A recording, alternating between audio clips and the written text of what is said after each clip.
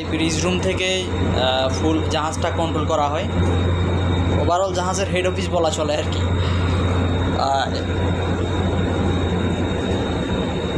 এটা হচ্ছে steering system, steering wheel. এটা ব্যবহার করে জাহাজকে ডানে বামে মুভ করানো হয়। Steering panel.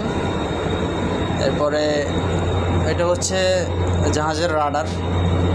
রাডারের কাজ হচ্ছে রাত্রেবেলা বা যে কোনো সময় জাহাজ চলা অবস্থায় জাহাজের আশেপাশে কোনো অবজেক্ট থাকলে বা আমার জাহাজের সামনে পিছনে যদি কোনো জাহাজ থাকে তার অবস্থান নির্ণয় করা, তার গতি নির্ণয় করা। এটা হচ্ছে জাহাজের গিয়ার লিভার। এই গিয়ার শব্দটার সাথে সবাই হয়তো পরিচিত। এই গিয়ার লিভার ব্যবহার করে জাহাজকে সামনে পিছনে মুভ করানো হয়। এই গিয়ার লিভারকে যখন আমরা সামনে পুশ করি তখন জাহাজ সামনের দিকে চলমান হয়, এখন নিউট্রাল অবস্থায় আছে। আর যখন পিছনের দিকে পুশ করব তখন জাহাজ পিছনের দিকে চলবে।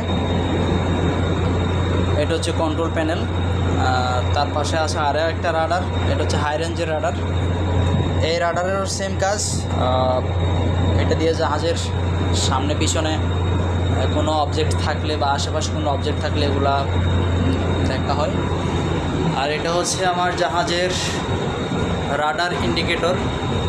আমার জাহাজের পিছনে যে হাল আছে, হালটা কত ডিগ্রিতে আছে সেটা এখানে শো করে।